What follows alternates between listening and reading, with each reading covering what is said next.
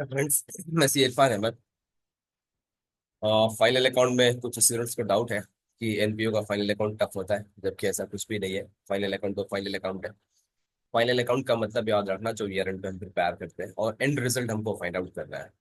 यहाँ पे हम जो फाइनल अकाउंट देखने जा रहे हैं वो नॉट फॉर प्रॉफिट ऑर्गेनाइजेशन का नाम ही इंडिकेट करता है कि इसका पर्पस प्रॉफिट कमाना नहीं है। ठीक है।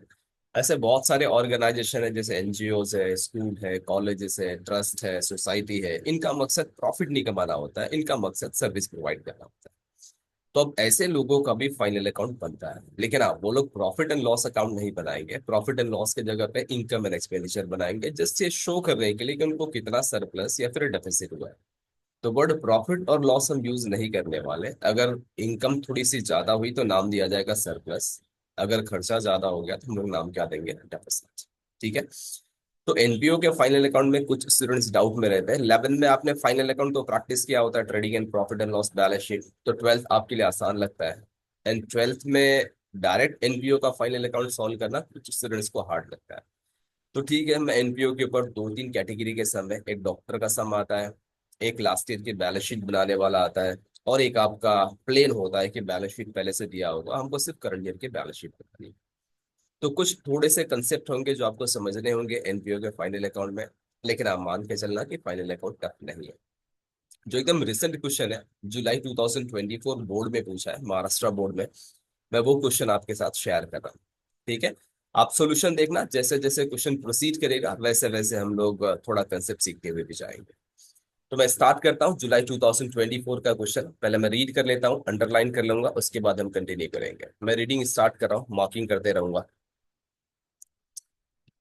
From the following receipt and payment account of Rampur High School for the year 31st March 2022। ध्यान से देखना, इन्होंने ईयर क्या बोला? 31st March 2022। And additional information prepare income and expenditure and balance sheet. तो आपको डेट दी है 31st मार्च 2022। ठीक है। टू बैलेंस बीडी दिया है, कैश और बैंक। हमेशा याद रखना, ये बैलेंस पहले से पड़ा है, ओपनिंग बैलेंस है। अगर ओपनिंग बैलेंस कोई भी अकाउंट में होगा तो वो इस साल का नहीं होगा। कौन सी ईयर का होगा? वो लास्ट ईयर का। तो बैंक बैलेंस भी मेरा लास्ट ईयर का, मैंने मार्क कर दिया लास्ट ईयर। हाँ, रिसीट का मतलब याद रखना, जो पैसा आया वो आपका इनकम। ठीक है। जैसे इंटरेस्ट रिसीव किया, इनकम है।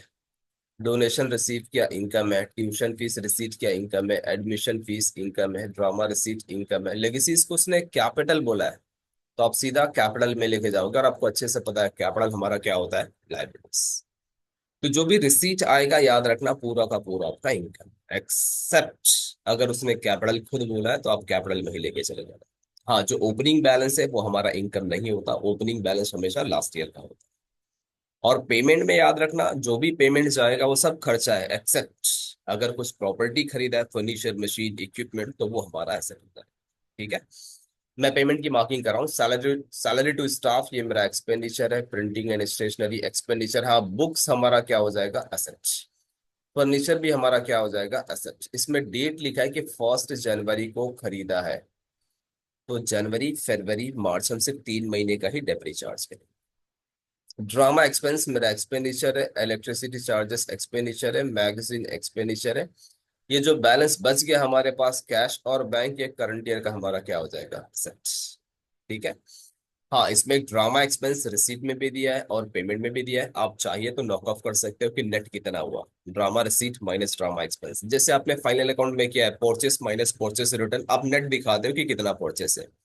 सेम वैसी ड्रामा रिसीट को ड्रामा एक्सपेंस से नॉक ऑफ कर सकते हो। मैं बिना नॉक ऑफ किए भी टैली करके दिखा दूंगा, और नॉक ऑफ करना चाहोगे तो भी सेम इफेक्ट। एडिशनल इंफॉर्मेशन में दिया है बुक्स। हाँ, यहाँ पे डेट दिया है अप्रैल 2021। हमको फाइनल अकाउंट कब का बनाना है? 2022। इसने डेटा कौन से ईयर का दिया है? 2021। तो याद रखना, हमको एक लास्ट ईयर का भी बैलेंस शीट बनाना पड़ेगा। एग्जाम में पहले बैलेंस शीट नहीं पूछता, लेकिन नोट के फॉर्म में बना लेना, ताकि आपको दो इफेक्ट सही से समझ में आए। अब हमारा 2022 का भी डेटा दिया है, तो ठीक है, हम 2022 का भी डेटा ले लेंगे। ये हमारा लास्ट ईयर है और ये हमारा करंट ईयर है। हमको करंट ईयर का फाइनल अकाउंट बनाना है, लास्ट ईयर का नहीं। तो बुक्स हमारा एसेट है, फर्नीचर भी हमारा एसेट है। बिल्डिंग फंड, कोई भी फंड होगा तो लायबिलिटीज, कैपिटल फंड भी लायबिलिटीज। हाँ, पेमेंट साइड में बुक्स पहले से दिख रहा है तो मैं बुक्स पे 2 स्टार लगा दूंगा कि एक लास्ट ईयर का, एक करंट ईयर का। फर्नीचर पे भी 2 स्टार लगा दूंगा कि एक लास्ट ईयर का और एक करंट। ठीक है। 60% donation are for building fund and balance is treated as revenue income. तो देखो, डोनेशन को हमने इनकम मार्क किया था, इस पे एक स्टार लगा देता हूँ कि इस पे एक एडजस्टमेंट है, कुछ पैसा बिल्डिंग फंड में लेके जाना है, बाकी हमारा इनकम है। आउटस्टैंडिंग स्टाफ सैलरी, तो आपको पेमेंट साइड में सैलरी दिया है, मैं सैलरी पे एक स्टार दे दूंगा। ठीक है। तो दो ही एडजस्टमेंट है, ये दो एडजस्टमेंट से हमको फाइनल अकाउंट प्रिपेयर करना है 2022 का। तो मैं कंटिन्यू करता हूँ 2022 का फाइनल अकाउंट, और कोई एडजस्टमेंट नहीं दिया, बस दो ही एडजस्टमेंट, तीन ही एडजस्टमेंट थे। मैं तीन एडजस्टमेंट से प्रोसीड करता हूँ। अच्छे से याद रखना, पोस्टिंग का सिर्फ एक इफेक्ट होता है, एडजस्टमेंट का कितना इफेक्ट होगा, दो। चलो, तो मैं कंटिन्यू करता हूँ प्रॉफिट एंड लॉस के लिए। ध्यान से देखना, मुझे फाइनल अकाउंट बनाना है 2022 का। ठीक है, 2022 का। लेकिन एक मैं लास्ट ईयर का भी डेटा लिखने वाला हूं, तो मैं 3-4 लाइन जैसे एक वर्किंग नोट के फॉर्म में लिख दूंगा, बैलेंस शीट। या मैं इसी को कॉपी कर लेता हूँ, एज ऑन 31 मार्च 2021। ये मैंने लास्ट के 4 लाइन में लिख दिया, बैलेंस शीट एज ऑन 31 मार्च 2021।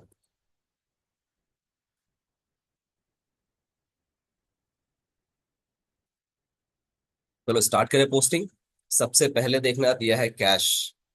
तो कैश हमने मार्क किया है लास्ट ईयर, मैं लास्ट ईयर में लेके आ रहा हूँ कैश। कैश हमारा एसेट है, लेकिन इस साल का नहीं है, लास्ट ईयर का है। मैं एसेट में दिखाऊंगा कैश 24,000। उसके बाद मुझे दिया है बैंक बैलेंस, मैं लिख रहा हूँ बैंक। मेरा बैंक में दिया है 4 लाख, मैंने यहाँ पे लिख दिया 4 लाख। ठीक है। अब जो भी है सब मेरा इनकम है, इंटरेस्ट मेरा income, donation income, tuition fees, admission fees, drama receipt, ये सब मेरा इनकम है। तो मैं इनकम में लेके आ रहा हूँ, देख लेना, मैं इनकम में लेके आ रहा हूँ बाय इंटरेस्ट। इस पे कोई स्टार नहीं है, तो मैं सीधा फाइनल कॉलम में लूंगा 1,32,000। नेक्स्ट मुझे दिया है डोनेशन, डोनेशन पे स्टार है, मैं लिखूंगा बाय डोनेशन।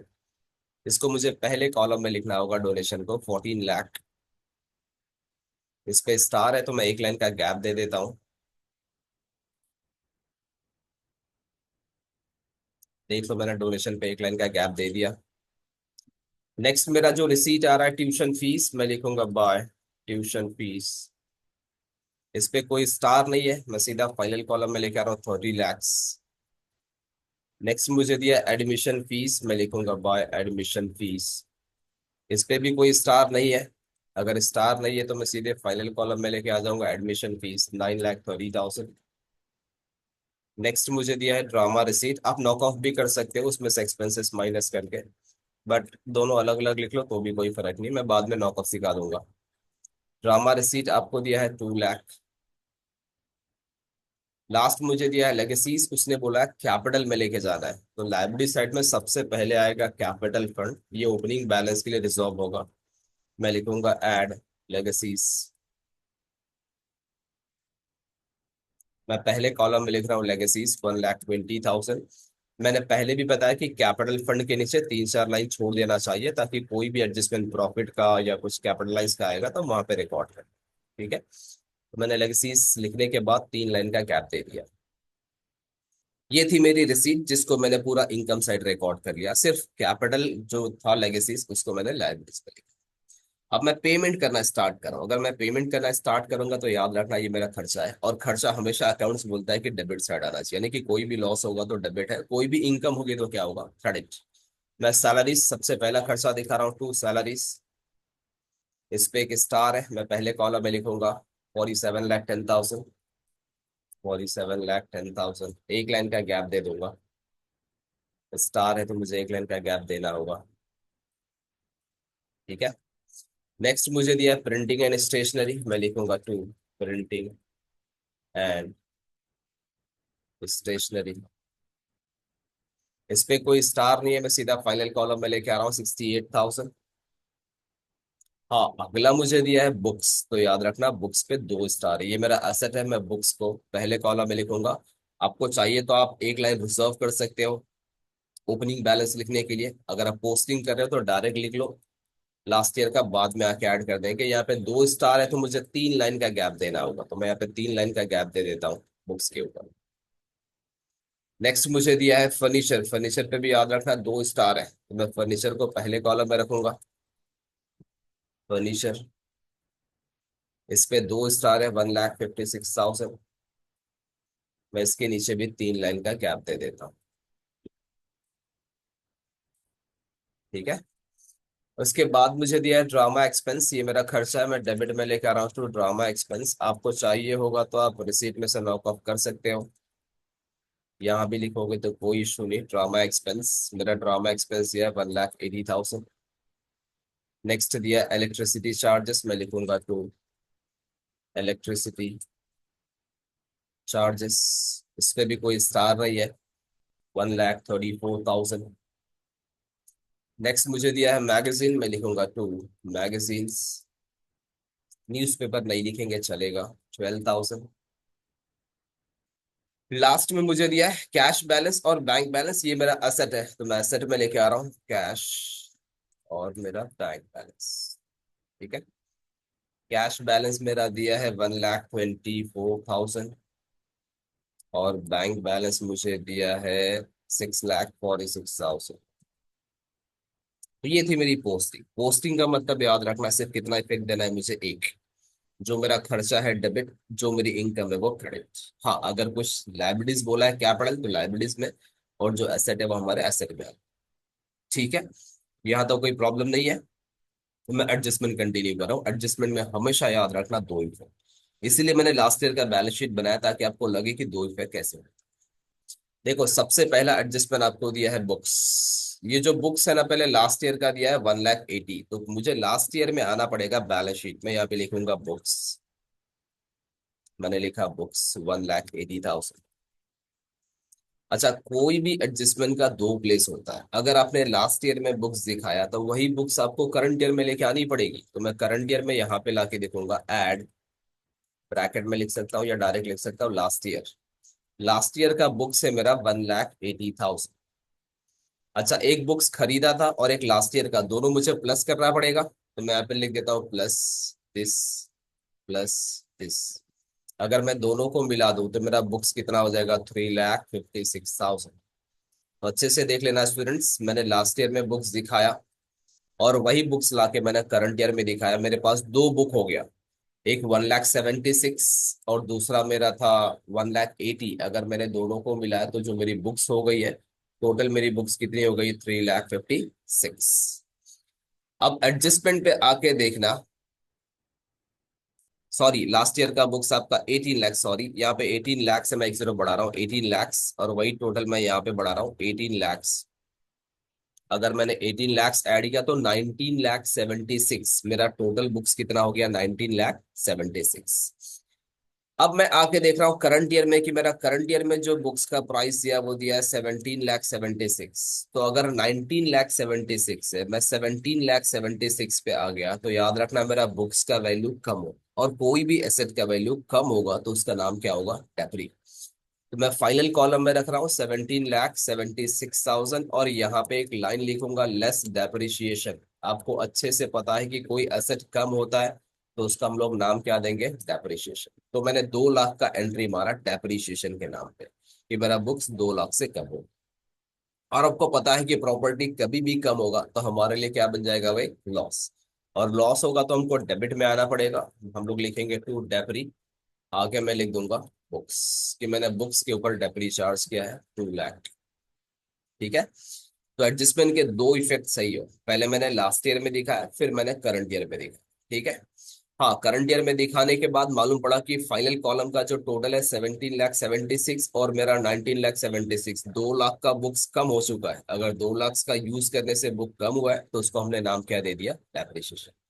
और जैसे ही मेरा 2 लाख कम हुआ, मैंने हिट किया, लॉस बुक किया इनकम एंड एक्सपेंडिचर के डेबिट से। ठीक है। सेम वही कंसेप्ट फर्नीचर के ऊपर है। फर्नीचर लास्ट ईयर में देखो कितना दिखा है, 6,52,000। तो सबसे पहले मुझे लास्ट ईयर में जाना होगा, मुझे लिखना होगा फर्नीचर 6,52,000। हाँ, अब जैसा कि आप जानते हो कि हर एडजस्टमेंट का 2 इफेक्ट है। अगर मैंने लास्ट ईयर में फर्नीचर दिखाया तो यही फर्नीचर मुझे करंट ईयर में लेके आना पड़ेगा। मैं फर्नीचर में लिखूंगा ऐड लास्ट ईयर 6 लाख 52,000। मैं लास्ट ईयर का फर्नीचर ऐड कर रहा हूँ, 6,52,000। अब आपका फर्नीचर 1,56,000 था, उसमें मैं 6,52,000 ऐड कर देता हूँ। अगर मैं ऐड कर दूंगा तो मेरा फर्नीचर कितना हो जाएगा, 8,08,000। मेरा टोटल मारने के बाद ध्यान से देखना फर्नीचर कितना हो गया, 8,08,000। अब जैसे ही मैं फाइनल कॉलम में आके देख रहा हूँ, मुझे फर्नीचर दिख रहा है 6,06,00,000। मेरे टोटल मारने पे तो 8,08,000 हो रहा है, लेकिन आपका एडजस्टमेंट बोलता है कि नहीं, अब उसकी वैल्यू कितना हो गई है, 6,00,000। अगर आप इसकी वैल्यू 6,00,000 कर दोगे तो याद रखना ये कम हो जाएगा 2,08,000 से। तो जो एसेट कम होगा उसका नाम क्या दिया जाएगा, डेप्री। तो मैं इस पे डेप्री चार्ज करूंगा 2,08,000। ठीक है। तो देख लेना, फर्नीचर हमने ऐड करने के बाद दिखाया 8,08,000, लेकिन एडजस्टमेंट बोलता है कि सिर्फ 6,00,000 है, तो मुझे 2,08,000 से कम करना पड़ा। हाँ, अब मेरा प्रॉपर्टी अगर 2,08,000 से कम हो गया तो मेरे लिए एक लॉस है, और लॉस है तो मैं डेबिट में लेके आऊंगा टू डेपरी, आगे लिख दूंगा फर्नीचर 2,08,000। तो ये था मेरा फर्नीचर के ऊपर। नेक्स्ट मुझे दिया है बिल्डिंग फंड। बिल्डिंग फंड मेरी लाइबिलिटीज है, तो पहले मैं लास्ट ईयर में जाऊंगा। देखो लास्ट ईयर का दिया है 16,54,000। तो मैं लास्ट ईयर में आ रहा हूँ, यहाँ पे लिखूंगा बिल्डिंग फंड। मेरा अमाउंट दिया है 16,54,000। अब यही जो लास्ट ईयर में दिखाया उसी को करंट ईयर में भी लेके आएंगे, तो मैं लाइबिलिटीज में लाके रख रहा हूँ बिल्डिंग फंड 16,54,000। हाँ, लेकिन याद रखना इस पे एक स्टार है कि कुछ डोनेशन आने वाला है, तो मैं इसके नीचे एक लाइन का गैप दे देता हूँ। तो डोनेशन याद रखना हमको पहले कॉलम में ही रखना पड़ेगा, क्योंकि एडजस्टमेंट बोला है, एडजस्टमेंट टू, कि हमको और डोनेशन आएगा बिल्डिंग फंड पे। नेक्स्ट आपको दिया है कैपिटल फंड 12,22,000। पहले लास्ट ईयर में दिखा देंगे, मैं लास्ट ईयर में आ जाऊंगा। कैपिटल फंड, मेरा कैपिटल फंड का अमाउंट दिया है 12,22,000। जैसे ही मैंने लास्ट ईयर में दिखा, सेम मुझे करंट ईयर में लाना पड़ेगा। एकदम टॉप में पहले से लिख के रखा है कैपिटल फंड 12,22,000। हाँ, जो लास्ट ईयर में कैपिटल फंड दिखाया उसी को मैं करंट ईयर में लेके आया। यहाँ पे देखोगे क्वेश्चन मार्क, क्वेश्चन मार्क, उसमें एडिशन होगा तब हमको फाइनल फिगर मिलेगा। बिल्डिंग फंड पे भी एडिशन होना बाकी है, कैपिटल फंड पे भी एडिशन प्रॉफिट आना बाकी है। तो ये 12,22,000 और ये 1,20,000 मैं दोनों को प्लस कर लेता हूँ, दिस प्लस दिस। मेरा अमाउंट आ गया 13,42,000। ठीक है। तो देखो हम कितना आराम से पोस्टिंग किए। पोस्टिंग का हमने सिर्फ एक इफेक्ट दिया, जो खर्चा था डेबिट में आ गया, जो इनकम था वो क्रेडिट में आ गया। हाँ, एसेट एसेट में रखा। एडजस्टमेंट भी हमने बहुत पीसफुली किया, कि जो लास्ट ईयर का एसेट था पहले लास्ट ईयर में दिखाया, उसके बाद हमने करंट ईयर में लिया। बुक्स को भी पहले लास्ट ईयर दिखाया फिर करंट ईयर लिया, फर्नीचर को भी पहले लास्ट ईयर दिखाया फिर करंट ईयर लिया। बिल्डिंग फंड लाइबिलिटीज में लास्ट ईयर दिखाया फिर करंट ईयर ले लिया। कैपिटल फंड भी लास्ट ईयर दिखाया करंट ईयर ले लिया। अब एडजस्टमेंट टू देख लेना, 60% donation is for building fund. 60% donation building fund के लिए था, तो हमको डोनेशन 14,00,000 मिला है, इसका 60% निकालना है। मैं यहाँ पे लिखूंगा लेस 60% बिल्डिंग फंड, मेरा 60% बिल्डिंग फंड के लिए। अच्छा, अगर आप 60% निकालना चाहते हो तो आप यहाँ पे कैलकुलेट भी कर सकते हो। अगर आपको कैलकुलेट नहीं करना है तो आप 6 से मल्टीप्लाई कर सकते हो। यहाँ से अगर मैं 2 जीरो हटा दूं, एक एक कैंसिल हो जाएगा, एक जीरो और कैंसिल होगा, तो मैं 6 से मल्टीप्लाई करूँ तो भी आंसर आ सकता है। या तो आप कहीं साइड में जाके 60% कैसे निकाला जाता है देख सकते हो। अगर मुझे 14,00,000 का 60% निकालना है तो 14,00,000 इंटू 60 डिवाइड बाय क्या करना पड़ेगा, 100। ये जीरो कैंसिल, ये जीरो कैंसिल। 1,40,000 को 6 से मल्टीप्लाई करना है, तो देखो मैं कंप्यूटर को बोल दूंगा, वो मल्टीप्लाई कर देगा दिस इंटू 60%। तो उसने कैलकुलेट किया 8,40,000। 14,00,000 में से अगर मैं 8,40,000 माइनस कर दूं तो अमाउंट कितना बचेगा, 5,60,000। हाँ, ये 8,40,000 मुझे बिल्डिंग फंड में लेके जा रहा है। मैंने लाइब्रेरीज में रखा है बिल्डिंग फंड, उसी में जाके लिखूंगा ऐड डोनेशन। ये डोनेशन का पैसा और आ गया, 8,40,000 डोनेशन और आ गया, ये मैं ऐड कर लूंगा। ऐड करने के बाद मेरा टोटल बिल्डिंग फंड कितना हो जाएगा, 24,94,94,000। तो ये मेरा बिल्डिंग फंड बढ़ गया। देखो मैंने दो इफेक्ट दिखाया, मैंने डोनेशन से हटाने बोला था, मैंने हटा दिया। और बिल्डिंग फंड का पैसा था, बिल्डिंग फंड में लाना था, मैंने बिल्डिंग फंड में क्या कर दिया, ऐड। ठीक है। लास्ट आपको दिया आउटस्टैंडिंग सैलरीज 1,40,000। आउटस्टैंडिंग का मतलब याद रखना पे करना बाकी है, और पे करना बाकी है तो इसी साल का होगा, तो मुझे सैलरी में जाके ऐड करना पड़ेगा। मैं लिखूंगा ऐड आउटस्टैंडिंग। ये 1,40,000 पे करना बाकी है तो मैं 1,40,000 ऐड कर दूंगा। 47 लाख में ऐड कर देता हूँ। टोटल अमाउंट हो जाएगा 48,50,000। हाँ, मुझे दूसरा इफेक्ट देना होगा। अगर मैंने ऐड किया और ये पे करना बाकी है तो मुझे बैलेंस शीट के कहाँ पे आना पड़ेगा, लाइबिलिटीज में। फ्यूचर में कोई भी पैसा पे करना बाकी हो तो हमारी लाइबिलिटीज है आउटस्टैंडिंग सैलरीज 1,40,000। तो देख लो, हमने बहुत आराम से दो इफेक्ट सबका दे दिया। दो इफेक्ट देने के बाद ही हम क्लोज कर सकते हैं। एडजस्टमेंट के दो इफेक्ट होने ही चाहिए, पोस्टिंग का सिर्फ एक इफेक्ट हो। अब हमारा काम है टोटलिंग मार के चेक करना कि किस साइड का अमाउंट ज्यादा है, किस साइड का अमाउंट कम है। तो अगर मैं ओरली जज करूं तो यहाँ पे मेरा टोटल जो जाने वाला है 56 लाख आ रहा है। और यहाँ पे मैं टोटल जज कर रहा हूँ, यहाँ पे 48 लाख आ रहा है। डेबिट साइड का अमाउंट ज्यादा है। मैं डेबिट साइड का पहले टोटल कर लेता हूँ। थोड़ा सा रो को मिनिमाइज कर देता हूँ। यहाँ पे मैं कंप्यूटर को बोल रहा हूँ कि टोटल कर दे, तो वो टोटल यहाँ से ले लेगा। मेरा टोटल है 56,52,000। हाँ, एग्जाम में आपको कैलकुलेटर अलाउड नहीं है, आपको मैनुअली कैलकुलेट करना है। यहाँ से माइनस करने के बाद जो आएगा उसका नाम होगा डेफिसिट। मैं लिख देता हूँ बाय डेफिसिट। हमारा खर्चा ज्यादा हो गया तो हम सरप्लस में नहीं, डेफिसिट में। कंप्यूटर को बोल दिया मैंने कि दिस माइनस, ये पूरा जो क्रेडिट साइड है वो माइनस कर दे, तो कंप्यूटर माइनस करके दे देगा 8,30,000। मैंने कहा कि जो भी बैलेंस आएगा आप उसको सर्कल कर देना कि ये मेरा नेट बैलेंस है 8,30,000। हमको सरप्लस नहीं हुआ, हमको क्या हो गया, डेफिसिट। अच्छा, याद रखना डेफिसिट हो गया मतलब एक काइंड का लॉस है, हमको क्या करना पड़ेगा, माइनस। तो मैं कैपिटल फंड के नीचे लिख रहा हूँ लेस डेफिसिट। अमाउंट है 8,30,000। चलो मैं माइनस करके दिखाता हूँ, टोटल में से -8,30,000।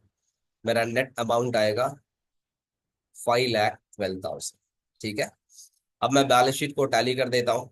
अगर आपने दो इफेक्ट सही दिया होगा आपका बैलेंस शीट टैली होना ही होगा। मैं बैलेंस शीट को टैली कर रहा हूँ। मेरा लाइबिलिटीज में आ रहा 31,46,000। मैं यहाँ पे भी चेक कर लेता हूँ, मेरा टोटल आएगा 31,46,000। तो देखो, अकाउंट्स कोई मैजिक नहीं है, अकाउंट सिर्फ रूल्स का नाम है। अगर आपने रूल्स सही फॉलो किया आपका अकाउंट टैली होना है 100%। लास्ट ईयर का बैलेंस शीट अगर आप नहीं भी टैली करोगे तो कोई फर्क नहीं, वैसे ये ऑटोमेटिकली टैली हो जाएगा। मैं आपको टैली करके दिखा देता हूँ। आपका लास्ट ईयर का टैली होगा 28,76,000। हमको लास्ट ईयर के टैली से कुछ लेना देना नहीं है, लेकिन हाँ, हमको करंट ईयर के टैली से बहुत कुछ लेना देना होता है। तो आप याद रखना, बैलेंस शीट हमने क्लोज किया 31,46,000। ये मेरा टोटल था, ये मेरा टोटल था, जिसमें से 8,30,000 का बैलेंस आ गया। ये मेरा लास्ट ईयर का टोटल है जिसकी कोई जरूरत नहीं है। तो फ्रेंड्स, अकाउंट्स याद रखना, पोस्टिंग का एक इफेक्ट, एडजस्टमेंट का दो इफेक्ट दोगे तो ही अकाउंट्स टैली होगा। और कोई भी अकाउंट्स टैली करना, चाहे admission, death, retirement, final account, tough नहीं होता। हाँ, प्रोवाइडेड आपका रूल सही हो तो ही आपका अकाउंट टैली होगा, आपका कंसेप्ट सही हो तो ही आपका अकाउंट टैली होगा। तो आप ज्यादा से ज्यादा फोकस करना कि आपका कंसेप्ट सही हो तो ही आप अकाउंट टैली कर पाओ। ठीक है। बोर्ड के एग्जाम नजदीक है, आप अच्छे से प्रैक्टिस करो। बीके का डेली बस एक ही सम करना, ज्यादा से ज्यादा टारगेट करो थियरी के लिए और हिंदी इंग्लिश में। ठीक है। मैं एनपीओ के ऊपर और एक वीडियो डाल दूंगा। आप जब तक अकाउंट्स प्रैक्टिस करते रहना। इश्यू ऑफ शेयर्स पे डाल दिया, फाइनल अकाउंट पे, डिसोल्यूशन पे, रिटायरमेंट भी आ गया, डेथ पे भी आ गया। फाइनल एनपीओ के फाइनल अकाउंट पे एक और आ जाएगा, फिर बिल्स ऑफ एक्सचेंज पे वीडियो आएगा। तो आप बोर्ड एग्जाम के पहले हर टॉपिक का सोल्यूशन देख लेना, हर कैटेगरी के सम आपको दिखेंगे ऑनलाइन। तो आप हमारा यूट्यूब चैनल ज्वाइन कर लेना। कुछ भी क्वेरीज हो आप कमेंट कर सकते हो। आप जिस स्पेसिफिक क्वेश्चन को बोलोगे उस स्पेसिफिक क्वेश्चन को सॉल्व करके हम लोग शेयर करेंगे। ठीक है। ऑल द बेस्ट, अकाउंट्स अच्छी प्रैक्टिस हो। मिलते हैं अगले वीडियो में एनपीओ के फाइनल अकाउंट में। ठीक है। Thank you.